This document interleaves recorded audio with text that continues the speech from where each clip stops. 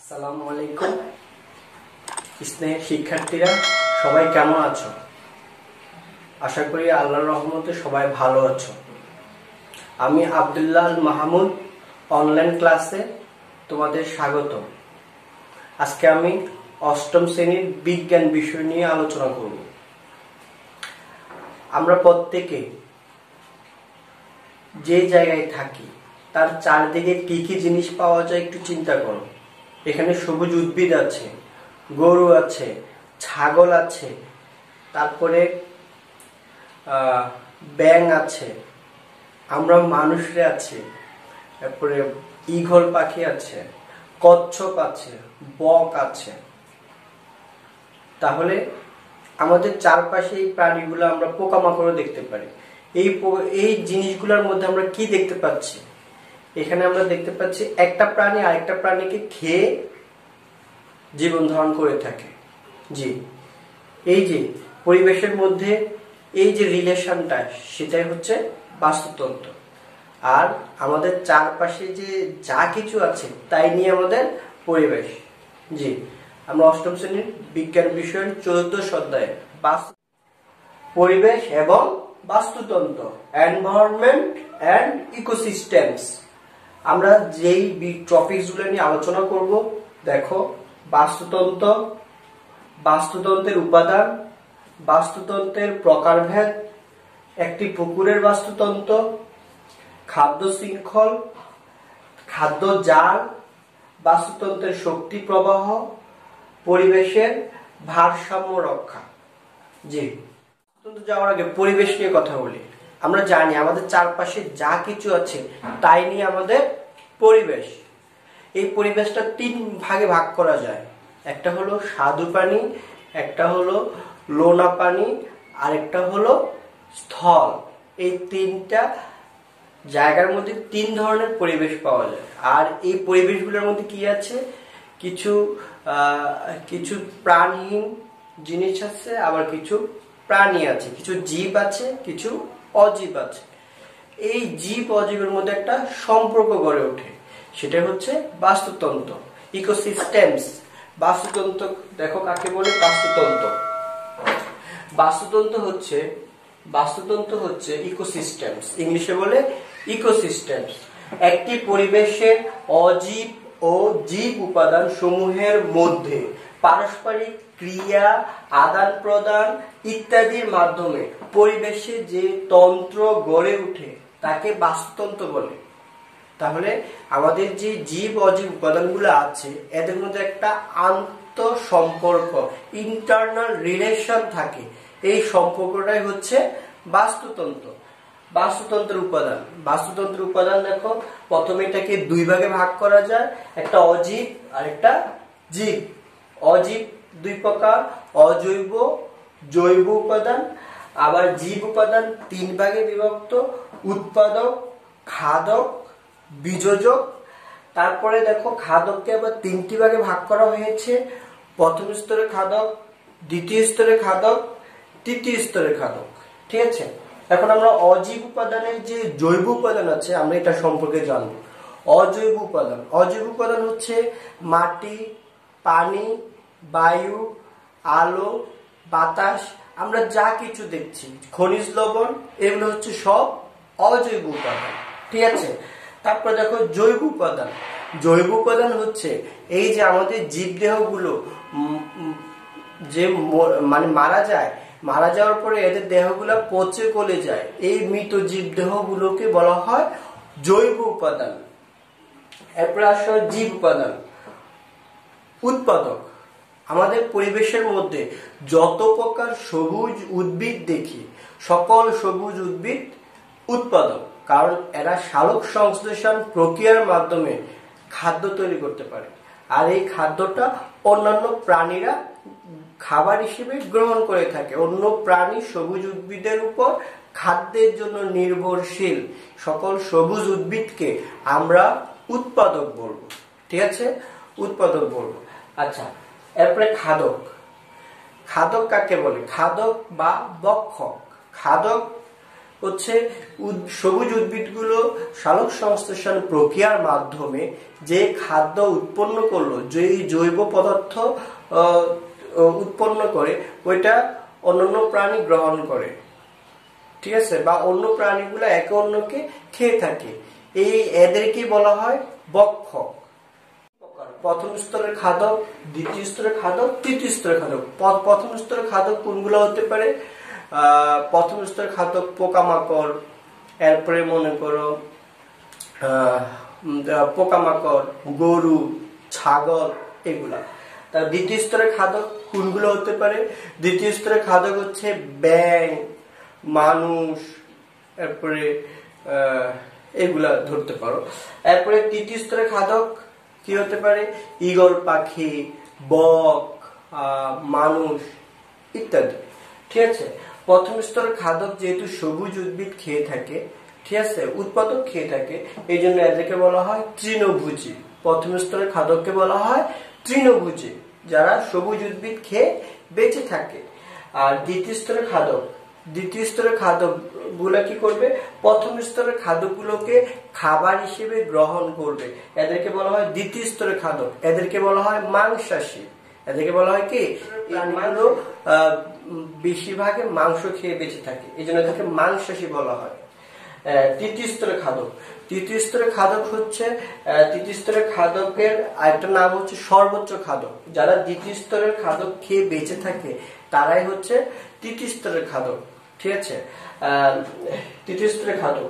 এখন কিছু প্রাণী আছে যারা প্রথম স্তর খায়, দ্বিতীয় স্তর, তৃতীয় স্তর, সকল স্তরের অন্যান্য প্রাণীগুলোকে খেয়ে ফেলে, এদেরকে বলা হয় সর্বভুক। আমরা যখন লাল শাক দিয়ে ভাত খাই, ডাল দিয়ে ভাত খাই, ওই সময় আমরা প্রথম স্তরের খাদক। যখন আমরা গরুর মাংস, ছাগলের মাংস এগুলো দিয়ে ভাত খাই, ওই সময় আমরা দ্বিতীয় স্তরের খাদক, তৃতীয় স্তরের খাদক হয়ে যায়, ঠিক আছে। আচ্ছা, আশা করি সবাই বুঝতে পেরেছো। তারপরে দেখো, এই যে খাদকগুলা, এই যে প্রাণীগুলা যখন মারা যায়, এগুলা মারা যাওয়ার পর এদেরকে আমরা দেখি যে পচে যেতে, ঠিক আছে, পচে গলে যায়। এই মৃতদেহগুলোর উপর যারা কাজ করে তারা হচ্ছে অণুজীব। অণুজীব হচ্ছে এক প্রকারের আণুবীক্ষণিক জীব। এদেরকে খালি চোখে দেখা যায় না, এদেরকে দেখার জন্য ইলেকট্রন অণুবীক্ষণ যন্ত্র প্রয়োজন। এখন দেখো বীজোজক, তাহলে বীজোজক হচ্ছে মৃত জীবদেহের উপর যে সকল অণুজীব, বিশেষ করে ব্যাকটেরিয়া, ছত্রাক ক্রিয়া করে তাদেরকে পচতে সাহায্য করে, তাদেরকে বলা হয় বীজোজক, ঠিক আছে। তাহলে ছত্রাক, ব্যাকটেরিয়া হচ্ছে বীজোজক, এদেরকে পচনকারী বলা হয়, এদেরকে পচনকারী বলা হয়। এই ব্যাকটেরিয়া, ছত্রাক এরা কি করবে? মৃতদেহকে পচানোর পর এখান থেকে তারা খাদ্য গ্রহণ করে থাকে এবং অবশিষ্ট যে অংশটা থেকে যায় সেটা মাটি। এইভাবে পরিবেশের মধ্যে জীব এবং অজীব উপাদানের পারস্পরিক ক্রিয়া প্রতিক্রিয়ার মাধ্যমে একটা বাস্তুতন্ত্র সচল থাকে, এভাবে একটা পরিবেশ টিকে থাকতে পারে, ঠিক আছে। প্রকারভেদ, বাস্তুতন্ত্রের প্রকারভেদ। বাস্তুতন্ত্র, প্রাকৃতিক বাস্তুতন্ত্রকে দুই ভাগে ভাগ করা যায়। প্রাকৃতিক পরিবেশে যে বাস্তুতন্ত্র আছে তাকে দুই ভাগে ভাগ করা যায়। একটা হচ্ছে স্থলজ বাস্তুতন্ত্র আর একটা হচ্ছে জলজ বাস্তুতন্ত্র। স্থলজ বাস্তুতন্ত্র বিভিন্ন প্রকারের হতে পারে। বনভূমি বনাঞ্চল, মরুভূমি। বনভূমি বনাঞ্চলকে দুটি ভাগে ভাগ করা যায়। একটি হচ্ছে সিলেট ও পার্বত্য চট্টগ্রামের বনাঞ্চল, আরেকটি হচ্ছে খুলনার সমুদ্র উপকূলবর্তী সুন্দরবন, ঠিক আছে।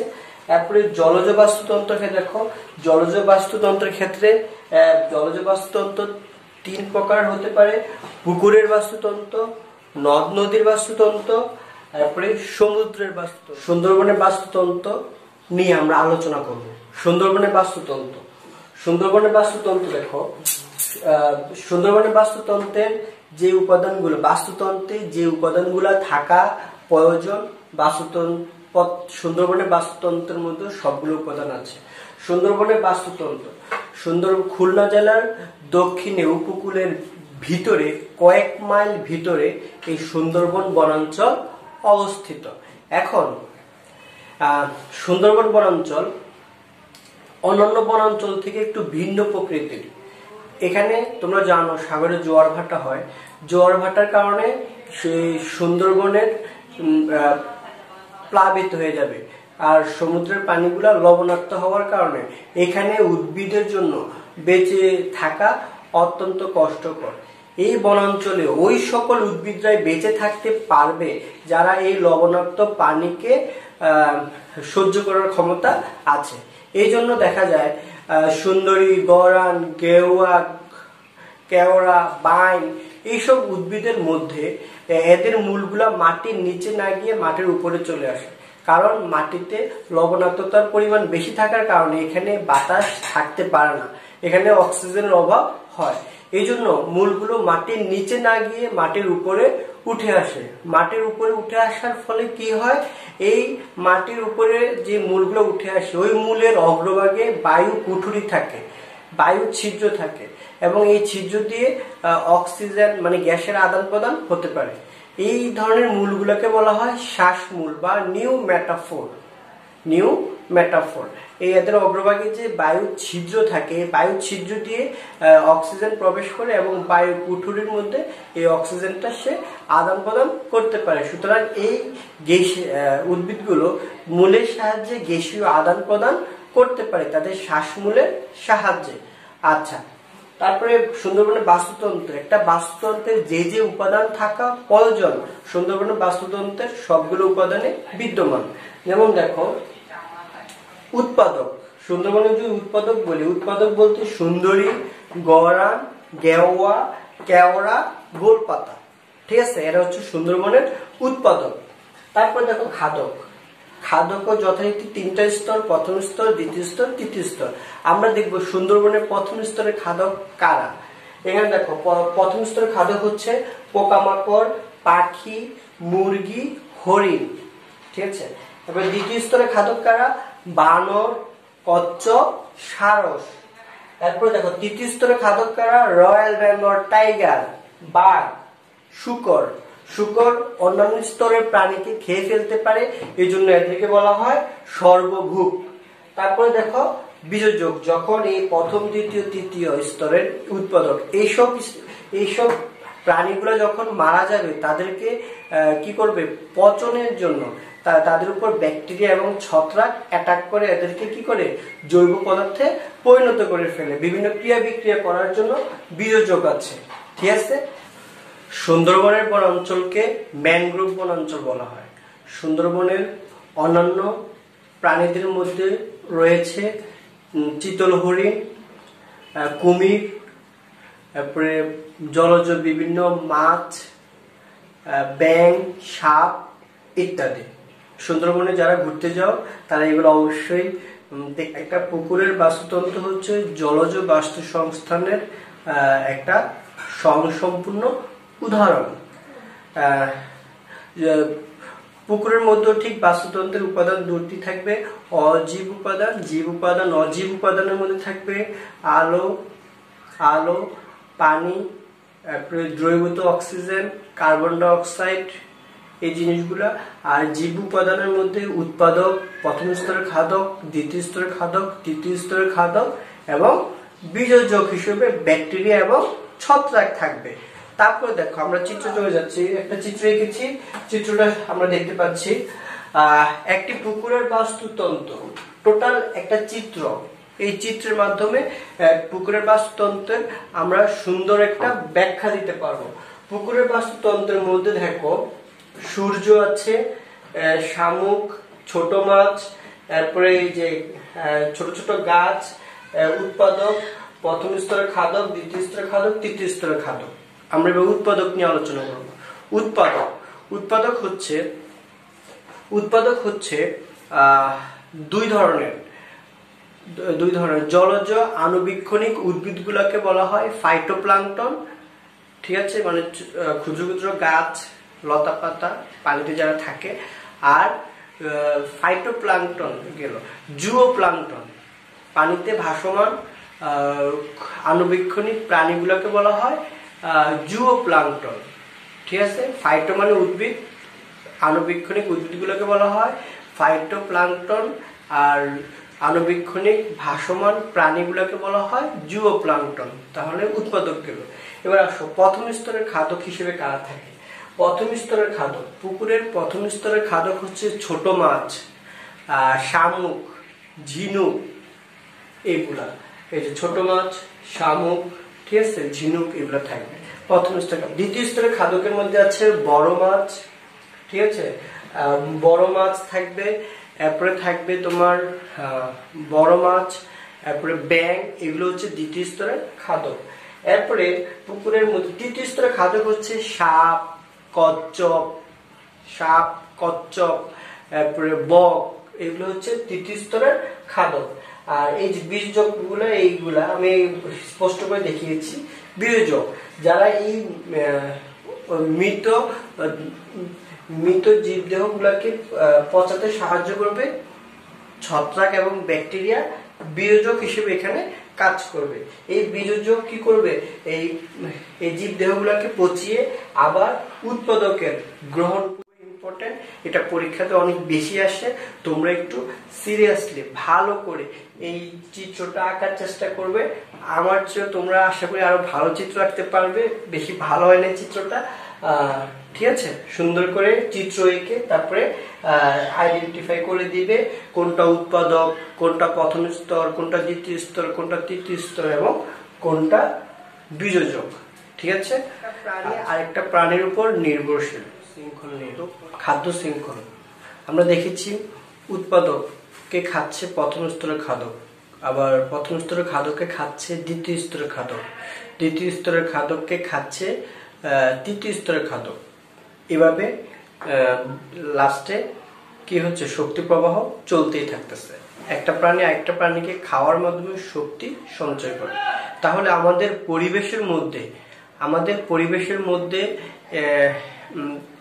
একটা প্রাণী থেকে আরেকটা প্রাণীর মধ্যে পুষ্টির চাহিদার দিক থেকে ধারাবাহিকভাবে প্রক্রিয়াটা চলতেই থাকে। তাহলে পরিবেশের একটা প্রাণী অন্য একটা প্রাণীকে খাওয়ার মাধ্যমে যে শক্তি অর্জন করে, এই প্রক্রিয়াটার নামই হচ্ছে খাদ্য শৃঙ্খল। খাদ্য শৃঙ্খল। আমরা যদি একটা চিত্র দেখি, যেমন দেখো ঘাসকে খাচ্ছে পতঙ্গ, পতঙ্গকে খাচ্ছে ব্যাঙ, ব্যাঙকে খাচ্ছে সাপকে খাচ্ছে ঈগল। এভাবে আমরা দেখতে পাচ্ছি, এখানে একটা ফ্লো চার্টের মাধ্যমে দেখতে পাচ্ছি একটা প্রাণী আরেকটা প্রাণীকে খাওয়ার মাধ্যমে বেঁচে থাকছে। এই যে তাদের মধ্যে যে একটা সম্পর্কটা সৃষ্টি হলো, এটাই হচ্ছে খাদ্য শৃঙ্খল। খাদ্য শৃঙ্খল। আমরা কোনো প্রাণী এককভাবে বাঁচতে পারে না, একে অপরের উপর নির্ভরশীল। খাদ্য জাল। আমরা পরিবেশের মধ্যে যে খাদ্য শৃঙ্খলগুলো দেখি, এগুলো কোনো বিচ্ছিন্ন ঘটনা নয়। এই একাধিক খাদ্য শৃঙ্খলের মধ্যে একটা সম্পর্ক থাকে, আর এই সম্পর্কটাই হচ্ছে খাদ্য জাল। একাধিক খাদ্য শৃঙ্খলের মধ্যে একটা সম্পর্ক থাকে, এই সম্পর্ককে বলা হয় খাদ্য জাল। আমরা একটা খাদ্য জাল দেখতে পাচ্ছি, বোর্ডে একটু তাকাও। খাদ্য জাল কি হচ্ছে, ঘাসকে খাচ্ছে খরগোশকে খাচ্ছে ঈগল। তাহলে এটা একটা খাদ্য শৃঙ্খল। আবার দেখো ঘাস খাচ্ছে ঘাসফড়িং খাচ্ছে টিকটিকি খাচ্ছে ঈগল। এখান থেকে আরেকটা খাদ্য শৃঙ্খল দেখতে পাচ্ছি। আবার দেখো, আবার ঘাস খাচ্ছে ঘাসকে খাচ্ছে ইঁদুরকে খাচ্ছে সাপকে খাচ্ছে ঈগল। এই আরেকটা খাদ্য শৃঙ্খল। একটা খাদ্য শৃঙ্খল, দুইটা, আবার এখানে একটা তিনটা। আমরা আরো খাদ্য শৃঙ্খল দেখাতে পারি। এখানে দেখো, এই ঘাস ফড়িংকে খায় মনে করে ঈগল, আরেকটা খাদ্য শৃঙ্খল পেলাম। আবার ইঁদুরকে খায় ঈগল, আরেকটা খাদ্য শৃঙ্খল পেলাম। তাহলে আমরা দেখতে পাচ্ছি কোনো খাদ্য শৃঙ্খলেই কি নয়, বিচ্ছিন্ন নয়, ঠিক আছে। আর একাধিক খাদ্য শৃঙ্খল একত্রে যুক্ত হয়ে একটা খাদ্য জাল সৃষ্টি করবে, ঠিক আছে। এইভাবে আমাদেরকে খাদ্য শৃঙ্খল গুলো যদি দেখাতে বলে আমরা দেখিয়ে দিতে পারবো। বাস্তুতন্ত্রের শক্তি প্রবাহ ভেরি ভেরি ইম্পর্টেন্ট, খুব চমৎকার একটা আলোচনা। আমরা পানি চক্রের কথা জানি। পুকুর, নদী, জলাশয়ের পানি সূর্যের তাপে বাষ্প হয়ে তোমার কি হয়, জলীয় বাষ্প হয়ে আকাশে উড়ে, এরপরে জলীয় বাষ্পটা কি হয়, হালকা হয়ে এটা মানে পানি কণায় পরিণত হয়, বৃষ্টি রূপে ভূপৃষ্ঠে পরিণত হয়। এরপরে পানি চক্র, অক্সিজেন চক্র, কার্বন চক্র, এগুলো আমরা পড়ে এসেছি, তাই না?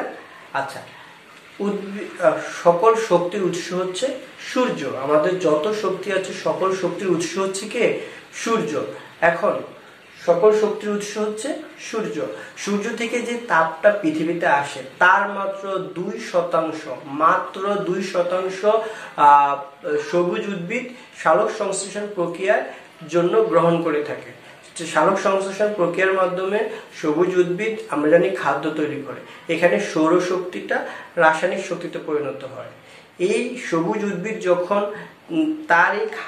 তার এই তৈরি করা খাদ্যটা যখন অন্যান্য প্রাণী গ্রহণ করে, ওই প্রাণীগুলোর মধ্যে সৌরশক্তি থেকে রাসায়নিক শক্তিতে শক্তি রূপান্তর ঘটতে থাকে।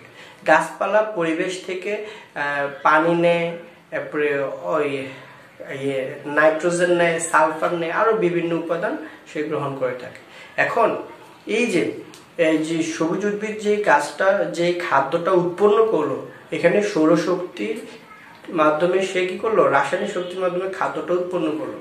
এই রাসায়নিক শক্তিটা আবার যেমন তৃণভোজী প্রাণী, মানে যারা প্রথম স্তরের খাদক, তারা হচ্ছে উৎপাদককে, এই তৃণভোজী প্রাণীগুলোর মধ্যে শক্তিটা যাচ্ছে।